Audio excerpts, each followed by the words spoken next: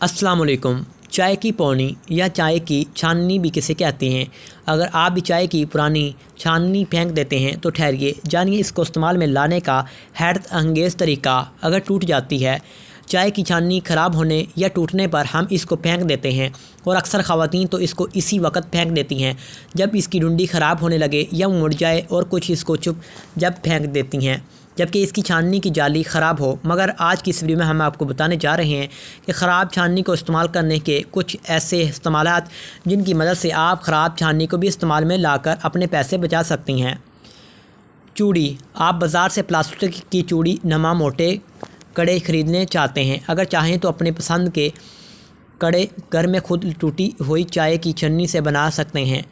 चाय की छाननी की डंडी काट कर इसके गोल हिस्से को अलग कर लें और फिर इस पर धागा चढ़ाकर मोती चस्पा कर लें। लीजिए, ज़बरदस्त से कड़े बन जाएंगे।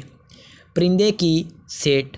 अक्सर ख़वातीन घर की खिड़कियों में परिंदों के लिए खाना रखती हैं या इनके बैठने के लिए झूले नमा सीट बाज़ार से ख़रीद कर लाती हैं। मगर अब टूटी हुई चाय की छाननी के गोल घेरे को लें, इस पर पहले ग्लू गम लगा दें और फिर इसको खुश्क करके इसको किसी भी तरह सजा लें। चाहें तो इसके ऊपर ऑयल फेंट कर लें।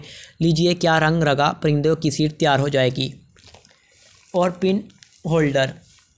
चूड़ा पन हो या दो बट्टों में लगाने की सेफ्टी पिन। सबसे ज़्यादा यही पिनें घरों में खोती हैं और बार बार मंगवानी पड़ती हैं। इससे अच्छा है एक पिन होल्डर लगा लें, इसमें डालती रहें। पिनें भी महफूज और टूटी हुई चाय की छाननी भी काम में आ जाएगी। छाननी के दरमियान की जाली काटकर इस जगह कपड़ा लगाकर ऊपर की जानब से सुई की मदद से सिलाई कर लें और फिर इसकी चारों तरफ कीमीज़ों के निकले हुए पुराने बटन लगा दें। सजावट भी हो जाएगी और फिर पन खोने से भी बच जाएगी।